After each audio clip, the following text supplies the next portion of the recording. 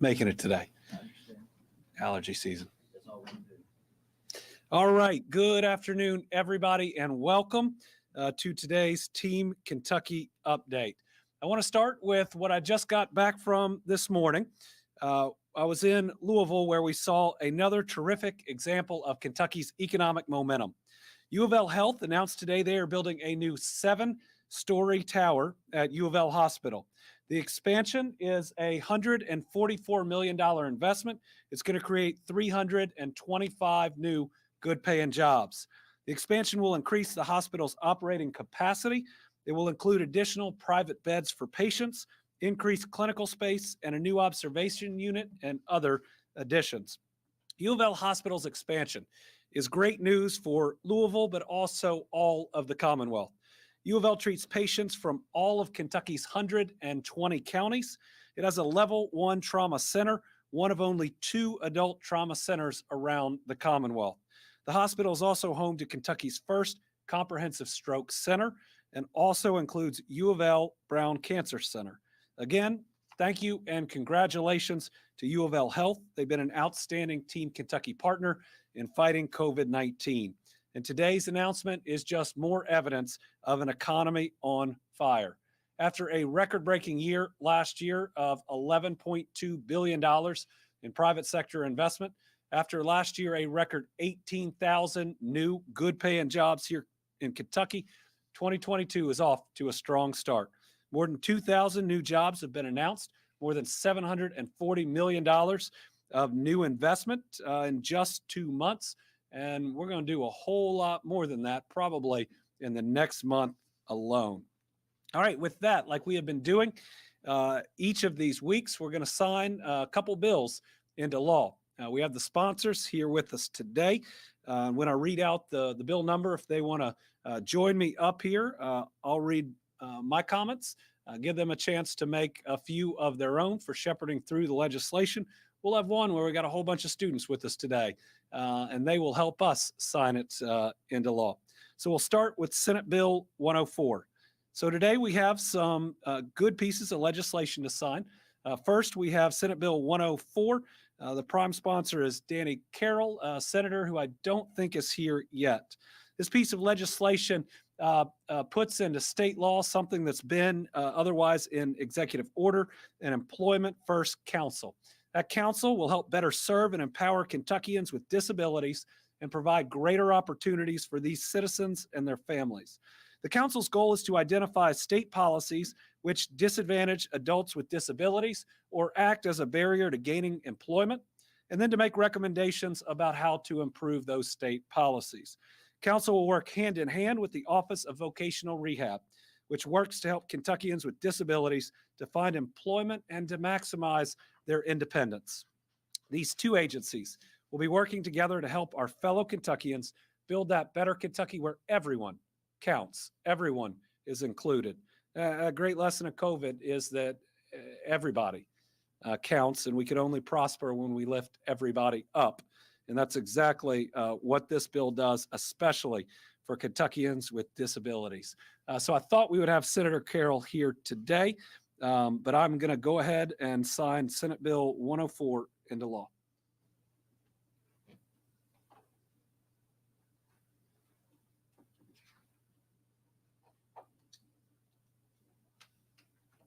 All right, there's the bill.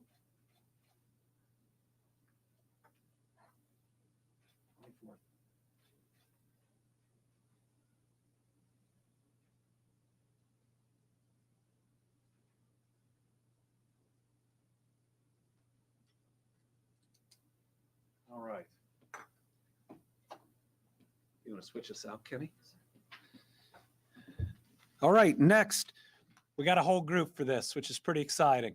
It's a school group that is doing a good thing for their friends and for the entire community.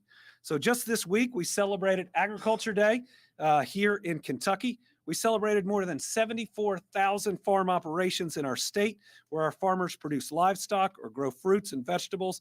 It do so much incredible work that feeds not only the Commonwealth, but so many states around us. We talked about how we have a big challenge to increase the world's output by nearly 60 to 70% by the year 2050 just to feed the world's growing population. That takes innovation and it takes good ideas, especially from our next generations.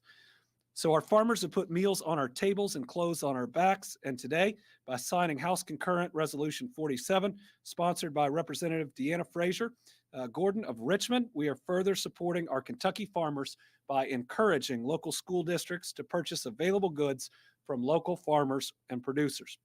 You've heard of farm-to-table restaurants.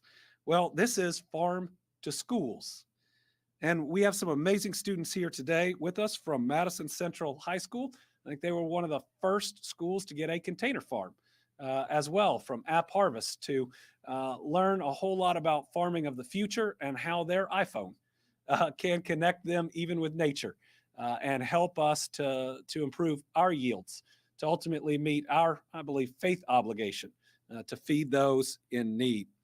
Really, this is their idea, and this was the idea behind the legislation. Madison County Schools began buying local meats and vegetables several years ago before the supply chain issues we are now experiencing. Not only are they getting the benefits of students and staffs eating healthy, fresh local meats and vegetables, students are also being educated on the value of Kentucky's farms and the values of supporting local foods.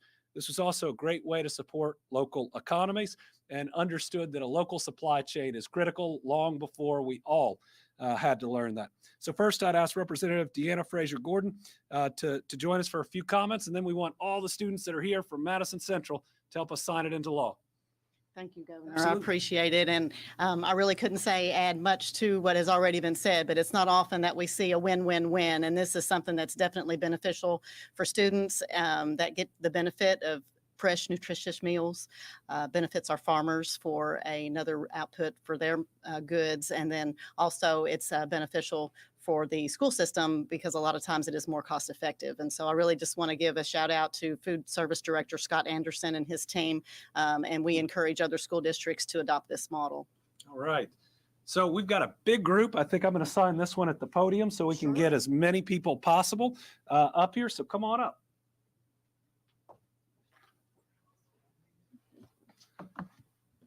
Hey. Welcome. Thank you. Welcome. How are you? How are you? What's your name? Nicole. Nicole. Caitlin. Caitlin. Ben. Taken. Tegan. Laney. Laney. Tanner. Tanner. Chris. Chris, nice to meet you. Jose. Jose. Brett. Brett, good to see you. Jeremy. Jeremy, good to see you. We can do kind of this next step down here too on both sides of the podium. We got a big group. Great, come on in.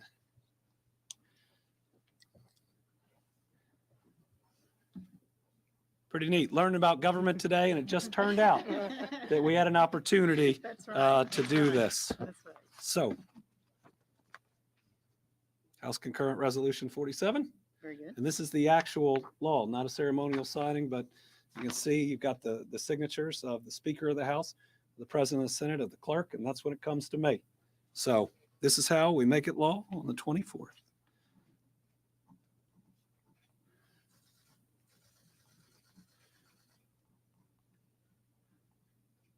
All right, we are proud of y'all. Thank you for joining us.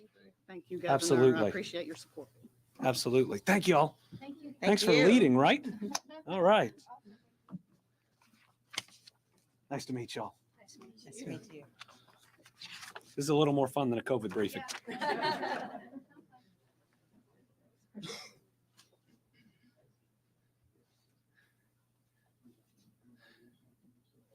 Everybody give us just a second. What a wonderful day, an opportunity. So next is Senate Bill 135, sponsored by Senator Jason Howell of Murray. This legislation is the next step in helping our county clerks to modernize their services.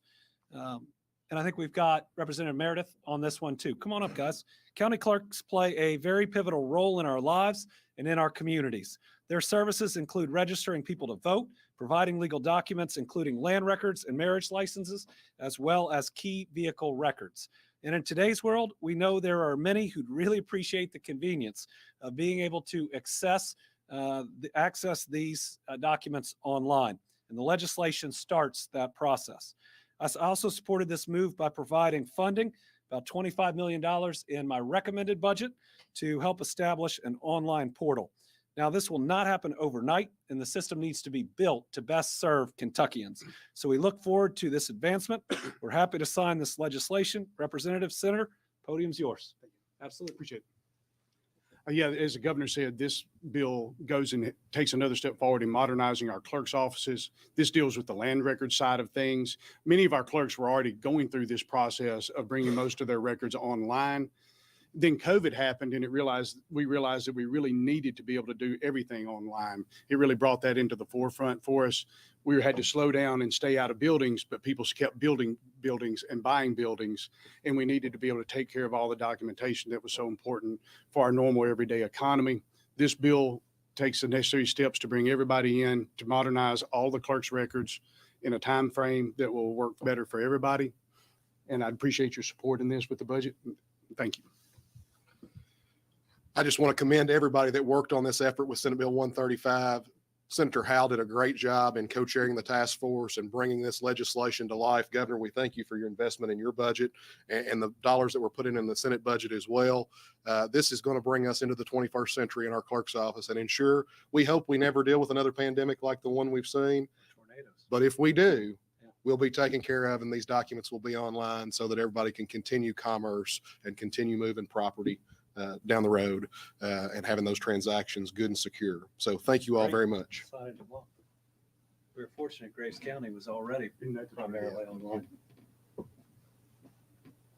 The process of them drying out those records is fascinating to me.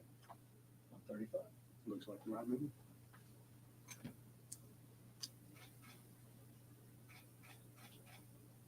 All right, here we go.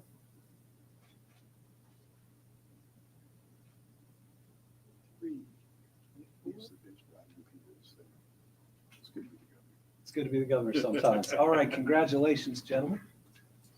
Thank There you you. go. Absolutely. Appreciate it. Thank you. Good to see you. Yeah. You guys are pairing up on a number of these. Yeah.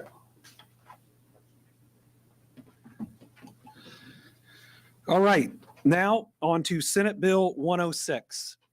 This bill was passed to help elevate an issue that is caused when a smaller city no longer has an active government, but is still collecting taxes from residents.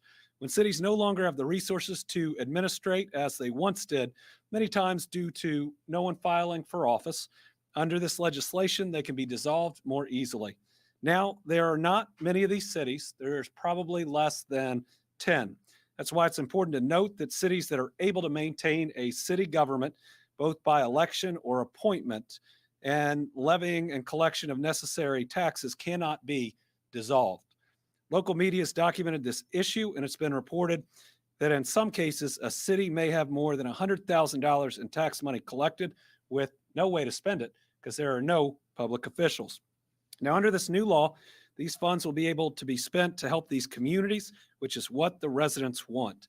The bill also outlines safeguards to ensure that a city is never dissolved if it's doing a good job and serving its citizens. I think this is by Senator Robbie Mills, who's not here today. We got the League of Cities. Y'all want to join us for this signing? All right, we will sign Senate Bill 106. Nice to see you. How are you? Sure.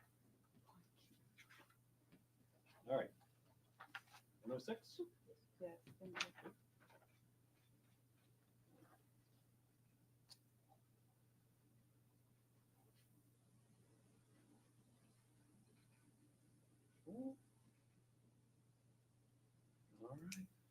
That's Appreciate it. Good to see you. Congratulations.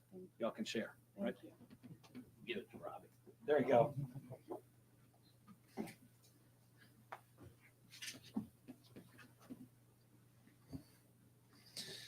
Next, we have House Bill 144, sponsored by Representative Russell Weber of Shepherdsville. This is a good bill because it provides relief to employers who may still be experiencing slow growth or tight margins due to the effect of the pandemic. To be clear, we are hopefully coming out of this pandemic, but both businesses and our families at very critical levels are still feeling the impacts of this pandemic and need a little bit of help. This is help for our businesses. What we're able to do is suspend the 2022 taxable wage base from increasing by $300. This reduction is estimated to save employers almost $10 million in additional unemployment taxes.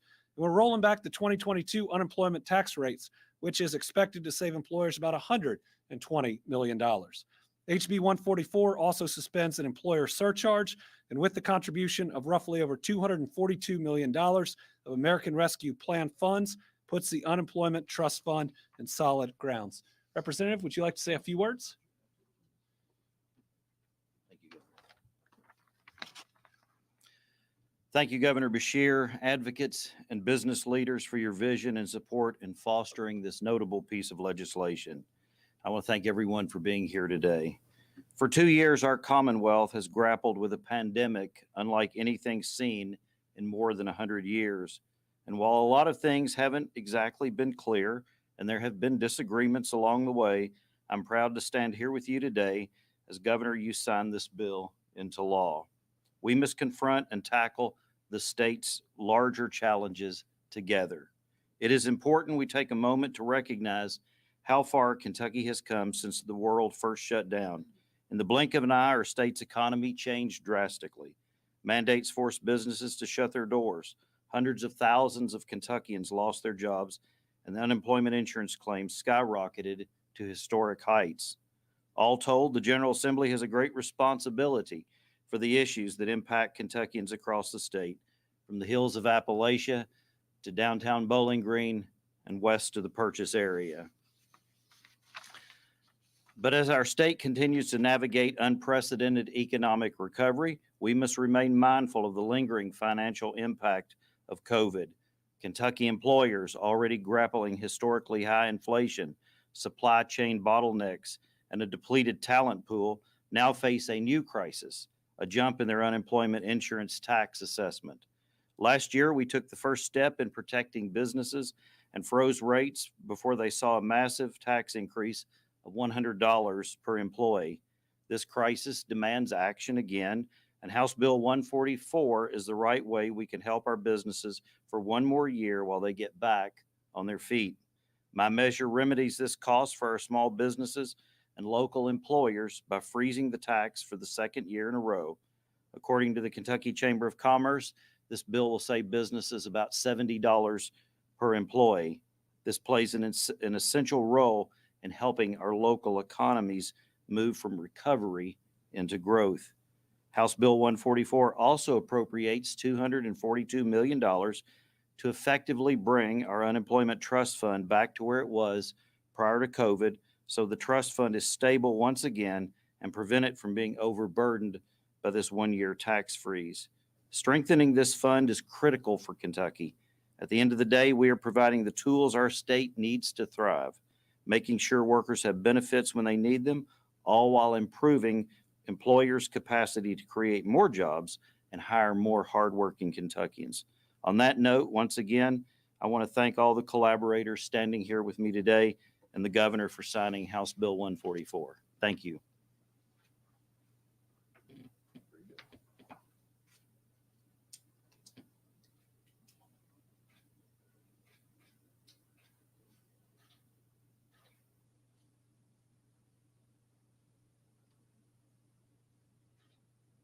Congratulations. Thank you, Governor.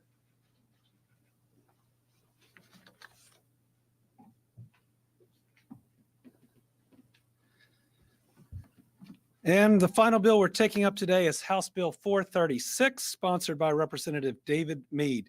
Unfortunately, he's not able to join us, but this is a bill that makes auctions safer for Kentuckians by making auctioneers more accountable. The bill also makes the auctioneer licensing process more efficient.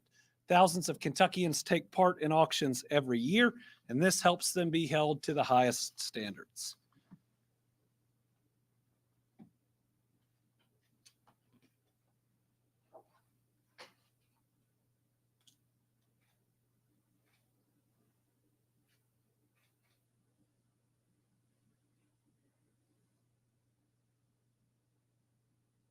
All right. that'll conclude our bill signings for today. I was heartened to hear that our goal is not just to help our businesses in need, but also to make sure our workers that fall on hard times have the benefits that they need. I hope we can come out of this session with some form of a safety net still intact.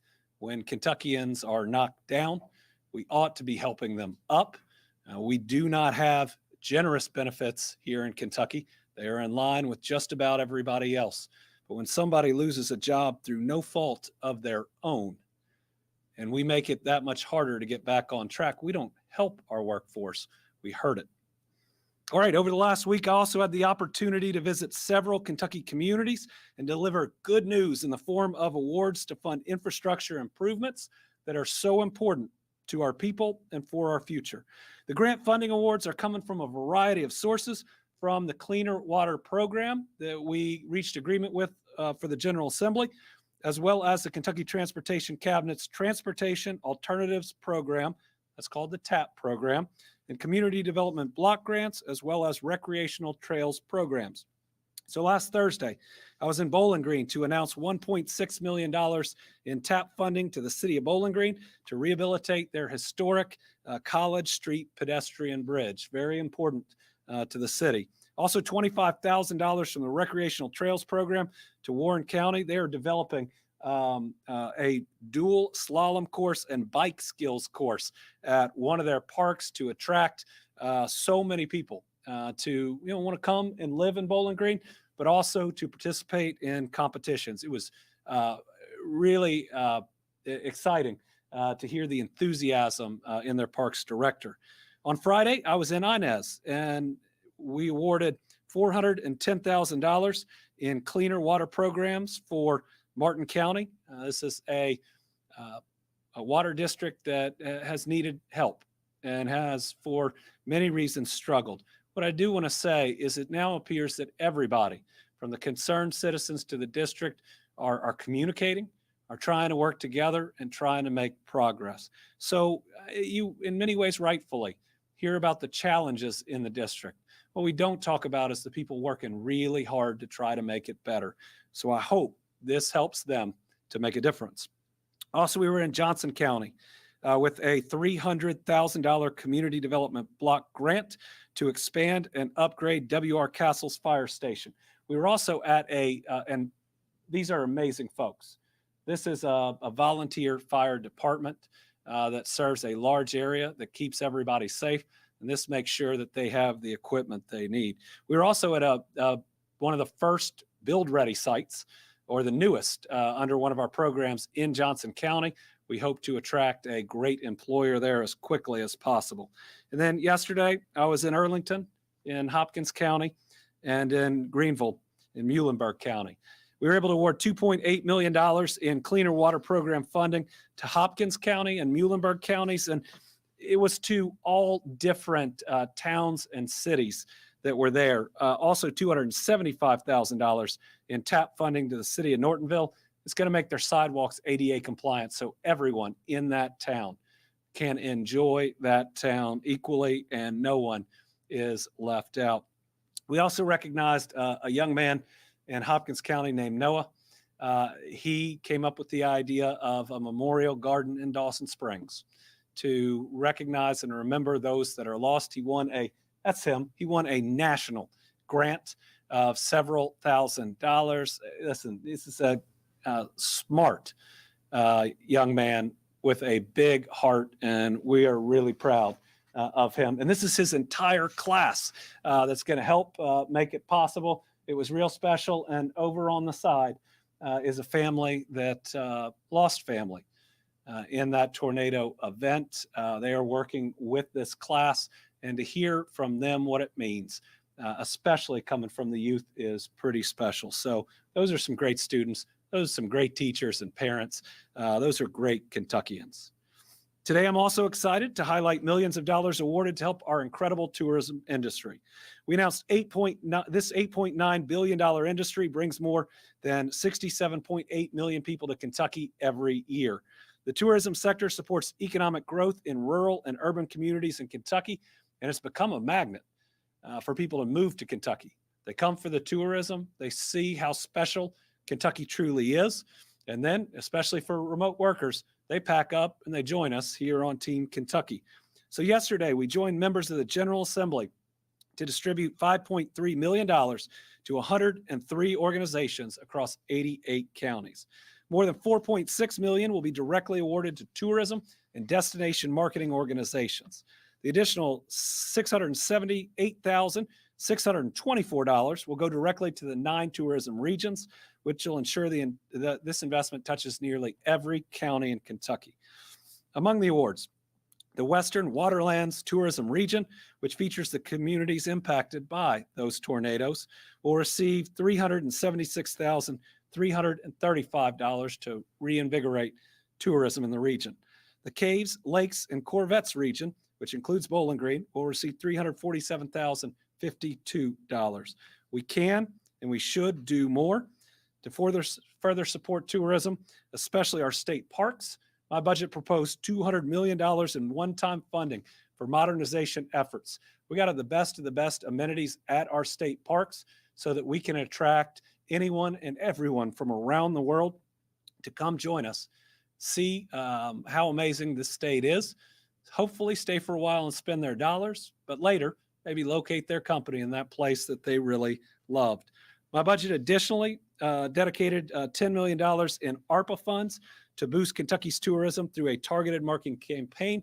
And I believe it's the Senate or House's version of the budget that has significant dollars for tourism as well. I encourage them to keep that in their budgets. All right, next we want to provide an update on our efforts to help those displaced by December's deadly tornadoes in Western Kentucky. Since the tornadoes devastated Western Kentucky in December, our state parks have provided temporary housing. They were going, the rangers, and picking people up that very night or in the morning and bringing them to shelter, feeding them in the most difficult time of need. We had, at the height, more than 800 individuals and 250 first responders. We have been working really hard to find people more permanent solutions, move people into travel trailers, or find them alternative lodging while they rebuild. Today, our state parks are now down to 89 displaced Kentuckians. We've worked through this process, which, yes, can be difficult, with compassion, providing a significant period of time to provide for emergency needs, and now trying to move people back towards self-sufficiency. The individuals that we're still housing are primarily at Pennyrile, which is located near Dawson, which was hit hard. About 70% of all residential was wiped out in that town. I love that town. And I said from day one, we're going to rebuild it, and every other community that has been impacted. As I mentioned, the transition includes medium-term housing options like travel trailers made possible through the Commonwealth Sheltering Program. As of yesterday, people from 61 households were occupying 62 trailers. That's because one household's so big, they are occupying 2 trailers. And remember, on March 15th, that was recently, President Biden signed the Consolidated Appropriations Act of 2022, which helped Kentucky a bunch. It increases the federal cost share from 75%, which is normal in a disaster, to 90%. 5 Kentucky disasters are actually included in that time period. So this is going to save the Commonwealth and those communities tens of millions of dollars in the least. We are grateful for our federal delegation pushing for this. We are grateful for the president signing it. We have also finalized the dates for the period of time that the federal government will cover 100% of expenses. This was an extraordinary request that the president himself agreed to and in fact signed when he was touring Mayfield and Dawson Springs. So the time period selected for category A, that's debris removal. Those are the biggest costs. December 27th, 2021 to January 25th, 2022. That's the period of time the federal government is going to pay 100%. And then category B is sheltering, emergency operations, evacuation, and search and rescue. And a lot of that was the more emergent when we had a whole lot of EMS and first responders coming in from different places.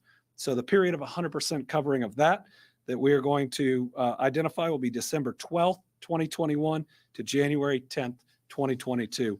We were able to have most all of the county judges and mayors that were impacted on a call to talk to them about that. I think we reached agreement and talked to several others that weren't able to make the call. All right, we'll finish up or nearly finish up going over where we are in COVID. First, I want to talk about Omicron BA.2. That is the new variant that has been in the news. So the subvariant has now been confirmed in 29 Kentucky residents since the first week of February. These residents are from 13 different counties. Molecular sequencing is performed on only a small subset of cases, so there have likely been many more BA.2 infections that haven't been confirmed. According to the CDC last week, approximately 35 cases that went through molecular sequencing are coming back as BA.2 nationally. Now, what that means is we are probably at that or close to it. We have been a couple weeks behind some of the trends we have seen in other places. But it is too soon to know whether BA.2 will lead to excess hospitalizations or deaths. BA.2 is detectable using PCR or rapid antigen tests. It's not known if it causes more severe disease or is more resistant to natural immunity or vaccine-induced immunity. Based on early studies, it's thought to spread faster, be more infectious, and replicate more efficient than the original Omicron, which would make it one of the most contagious viruses in at least in our lifetimes, if not what we know of human history. But we do not necessarily have evidence that it is going to harm people any more than Omicron, and we certainly hope less. As always, we'll keep you updated in real time as we find out more information from public health officials and scientists, but we know this: get vaccinated. We know that getting vaccinated will provide a level of protection, especially from hospitalization, from severe disease, and from death. You can also wear a quality mask when you are concerned. You have that information to be empowered to make your decision and not let any pressure out there get to you in making the right decision for you. Let's look at our stair-stepper chart for just a minute of overall cases. What we saw is last week was less than the week before. It is good to see week-over-week decreases. We'll be watching very carefully the information that will come out in the next week, and certainly we'll get our new map from the CDC later tonight about, you want to show the map on who is in the green, who is in the yellow, and who is in the red.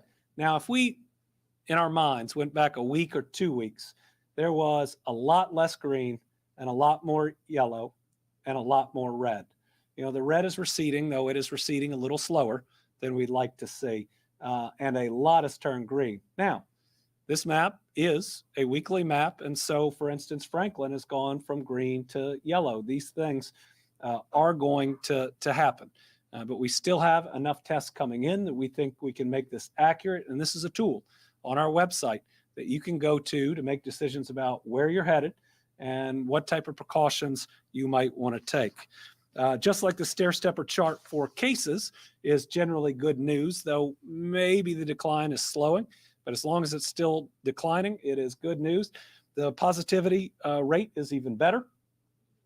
Real steady decline and noticeable decline since our peak. That, of course, is a leading indicator. But let's look at the best news. So we talked about we still do have a number of cases. Maybe they're not declining as fast as we'd like, but look at hospitalizations. This is a wonderful graph, at least in the last part. I mean, it shows you that Omicron put almost as many people in the hospital as Delta at its peak. But look at that downward decline. We are almost, in terms of hospitalizations, back to last summer, which is the best period of time that we have had during this pandemic, one where we could all take a breath. We want to continue to see that declining. And if we look at ICUs, same great decline, also already pretty much down to where we were last summer. Part of this is because Omicron didn't put as many people in the ICU, which we are grateful for. But we love seeing how low that number has gone. And I hope and I pray that maybe it can get even lower than we were last summer. That'd be something we could all celebrate. And finally, ventilators, also a wonderful story about where we are. Again, we're going to continue to monitor this. But if COVID is not itself or through major vaccinations going to disappear entirely, if we are going to learn to live with it, the important thing is we're doing what it takes to prevent hospitalization, severe illness, and death.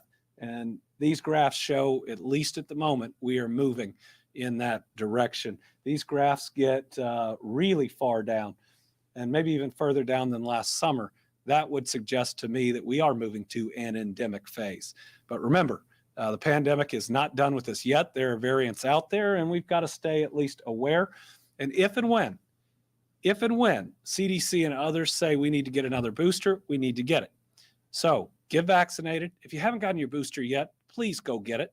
If you've had COVID since your vaccinations, but before your booster, talk to your doctor about when to get it. Again, living with a virus is not the same as ignoring it. And living, as opposed to dying from a virus, means taking the steps that protect you and protect your family. All right, Team Kentucky All-Stars. We have a couple because this was a week filled with amazing young people, and I think I named all of them Team Kentucky All-Stars in the midst of the week. So today I'm proud to announce two special groups of Team Kentucky All-Stars who I got to meet in person this week. First, I want to recognize the incredible middle and high school students who competed in Kentucky's statewide academic competition, the Governor's Cup, this past weekend.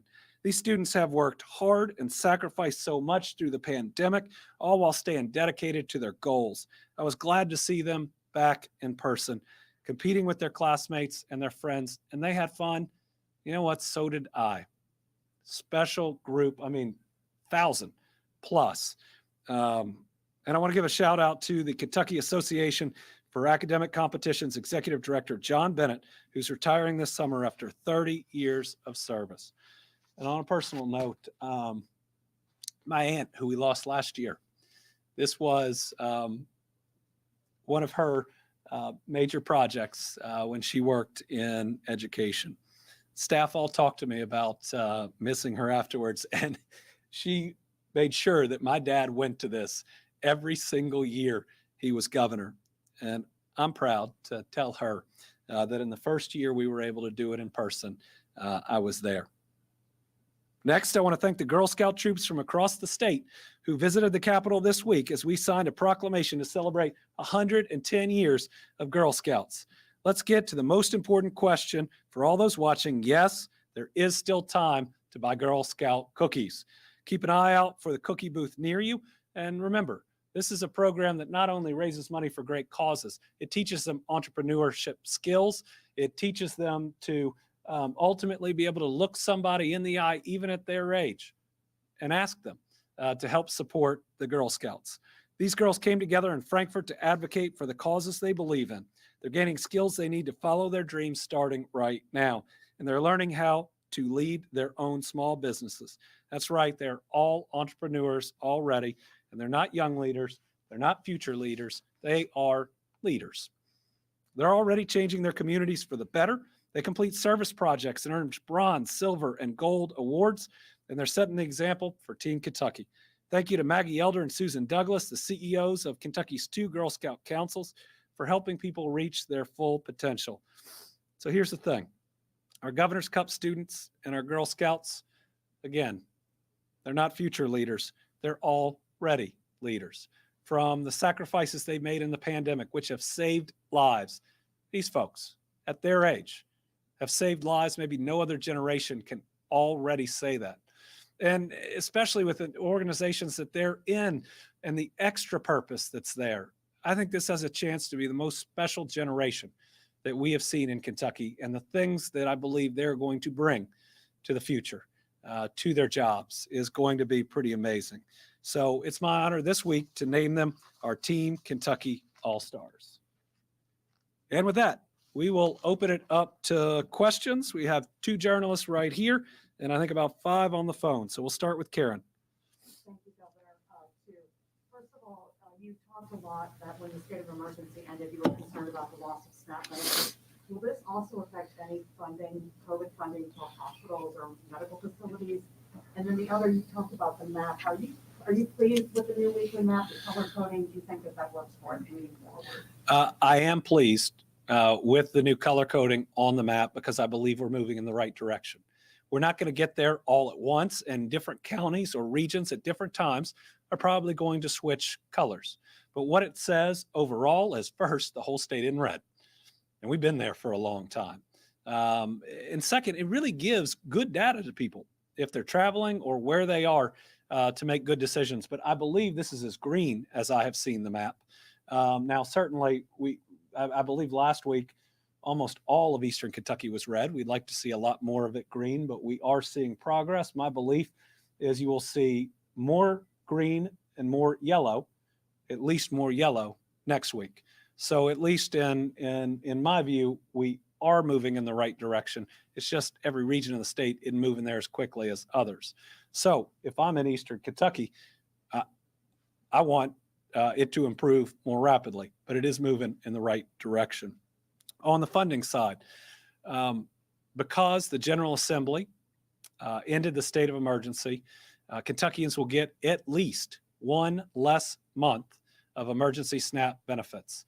That means for 500,000 Kentuckians, mainly children and seniors that go hungry, they're going to have $100 less to buy food at a time when food costs more. I think that's wrong.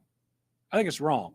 And it's not worth any political point that someone's trying to make to take food off the table of those that need it. We've communicated with the federal government, and they say you have to have some form of a state of emergency. And in Kentucky, only the governor can make a state of emergency. And the bills that were passed prevent the governor or anybody else from declaring a state of emergency on the same topic after one has expired.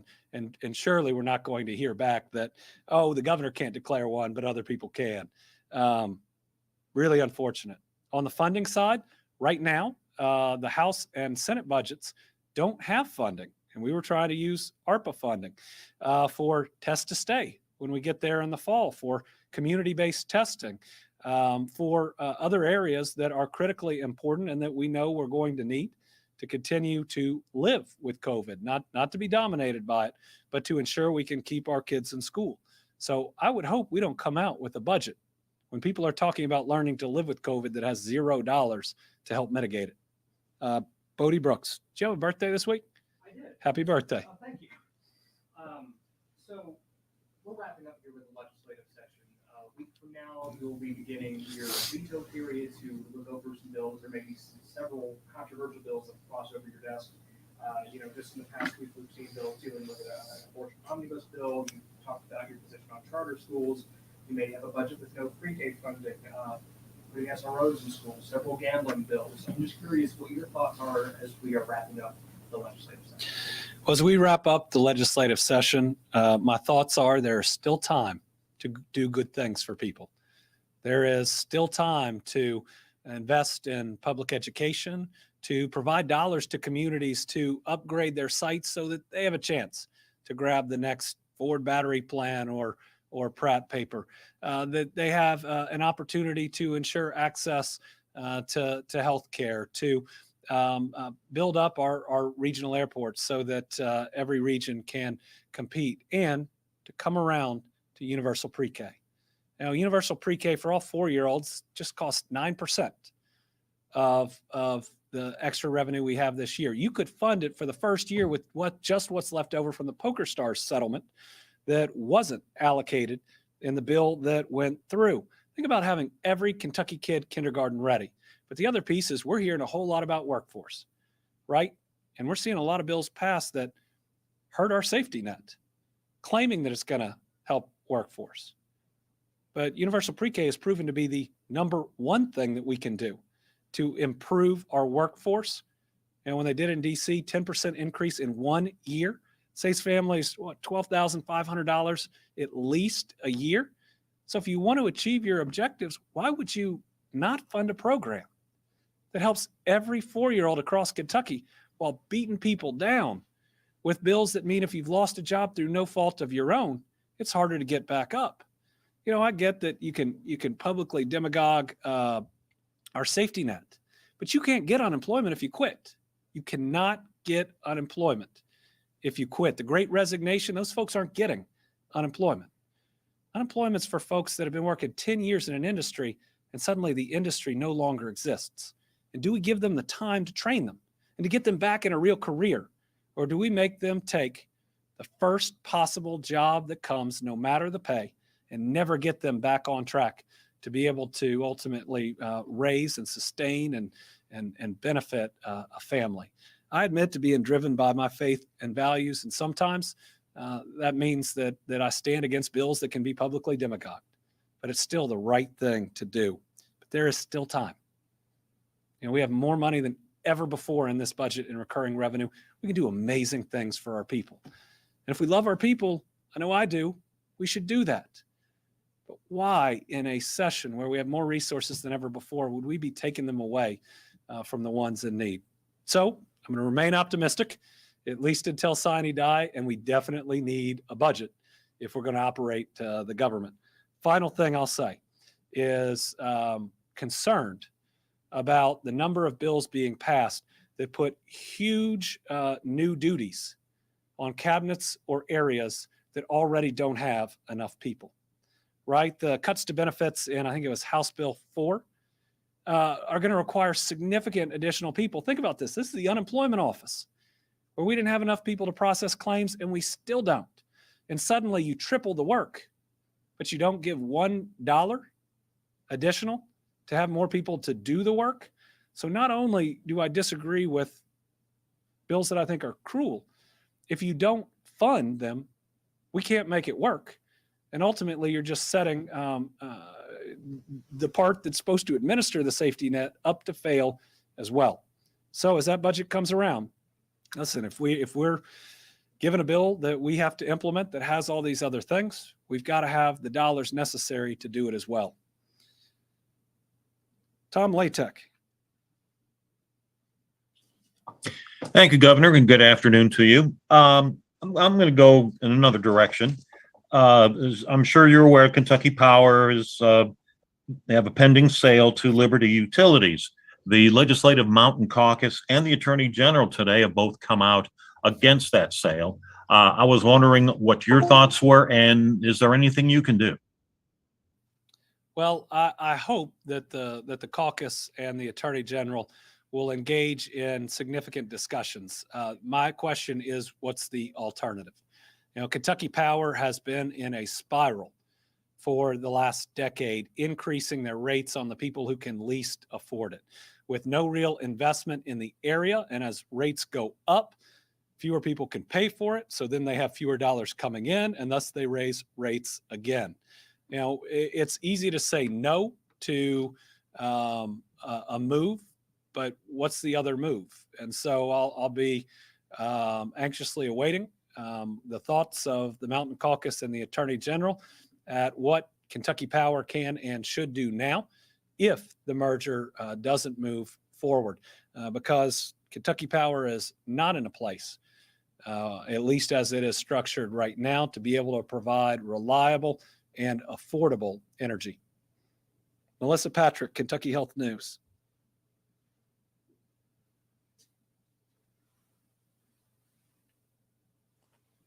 Sorry about that. Hi, Governor. I'm curious if you have investigated the federal guidance that Senator Gibbons alluded to that would allow you to extend the SNAP benefits for 1 month beyond the end of the state of emergency. He suggested other states have done that and that we could too.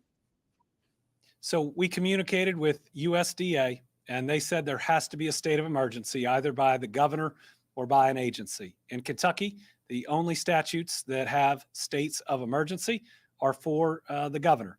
CHFS can put regulations in place to stop a disease from spreading, but do not have statutory power to declare a state of emergency. And the legislation passed in, I guess, the special session prevent any new state of emergency when on the same topic when one has been ended. So our communications with USDA further convince us that people are going to lose out at least more than a month earlier than otherwise. I think we will see them potentially through the end of April or the beginning of April. They would have gone either to the end of May or the beginning of May. And let's not lose sight in all of this that the federal government is going to extend their state of emergency. And we could have continued to provide at no cost to the Commonwealth extra dollars to help kids and seniors afford food that costs more than before the pandemic. So what this legislature said is no more help.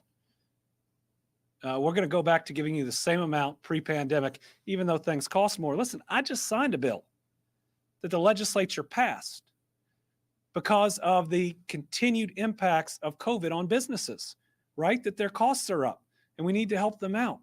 Why can't we have the same compassion for kids and seniors that don't have enough to eat as we do for our businesses? I think we can have compassion for both. And you know what? I think our businesses out there agree. I don't think anybody out there wants these folks to go hungry. And there wasn't one darn restriction left in place. Not one. This was a political point. People thinking about their election, and they're willing to sacrifice an extra $100 to help people who sometimes go hungry, make sure they get the food they need to eat. Debbie Yetter. Hi, Governor. Speaking of safety net issues, I wondered what your thoughts were about House Bill 7, which would reorganize the public benefit system, and if you all have any idea currently of the estimated cost to the state of that. I believe a fiscal note was provided by CHFS. House Bill 7 is going to decimate our safety net. It's going to harm thousands upon thousands of Kentuckians. It is cruel. Listen, sometimes people need help. Debbie, I don't know about you, but I know people who grew up on public assistance. And they talk about what their SNAP benefits, for instance, allowed them to do. They were still going hungry and they were still struggling. And these are people we go to church with on Sunday, right? These are people whose kids go to school with us. We don't have an overly generous safety net. We have about an average safety net. And you know what? Having a safety net helps people get back into full-time employment and careers in ways that we will need. So I think House Bill 7, it violates certainly my faith and values about how we are supposed to treat one another. Listen, it's going to cost a huge amount of money. And just like House Bill 4, there have been no dollars appropriated that I know of for it. Listen, if you file a bill and you know here are the extra things that a cabinet has to do, then it's going to be more work. And this session to see how many bills are going through without a fiscal note, right? Means we're passing things and creating mandates without putting the funding in them that is needed. Also have some concerns about what happens to some when they speak out about the cost, whether they are ignored in debates or whether they are attacked simply because they're trying to give the right information on what something costs. Joe Ragusa. Hi, Governor. So I want to ask another question about the legislative session. I was curious what your take is on the fact that the bill funding full-day kindergarten is on a House committee agenda later today and probably set up to be on a House floor vote as early as today, at least. I was curious about your take on that bill specifically, and also kind of how it relates to this discussion on the charter school legislation, because I feel like these two conversations have been kind of intertwined with each other lately. They have been, and it's wrong. It is wrong to use the education of a 5-year-old as a bargaining chip to get something that you want. We have a duty, and I believe it's a constitutional, moral, faith-based duty to provide a good education for all of Kentucky's kids. And if someone is threatening not to include funding for 5-year-olds and their education to get something else, it's absolutely wrong. There have to be some lines, right? It feels like every line is crossed. There have to be some lines about what we start all these negotiations saying, of course, we're going to do these basic things. Bria Jones.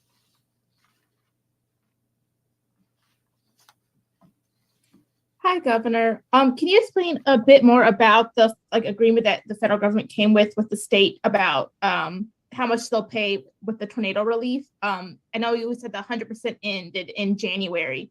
Will they continue to help pay for some of the things past that? When you're talking about like that type of stuff. So the federal budget that just came out means that, so normally let me go back. Normally in a disaster, the cost allocation under FEMA, and this is only for FEMA eligible expenses. So I want to point out these aren't all the expenses, and FEMA's tough on what the expenses that are allowable are and are not. But the normal breakdown for anything is 75% federal government, 25% state and local, and that's after the president declares a state of emergency, along with the state. So that's where we started. And then the president, when he was on his tour, announced that they would give us for 30 days 100% of Category A and Category B debris removal emergency response. And we got to pick the 30 days.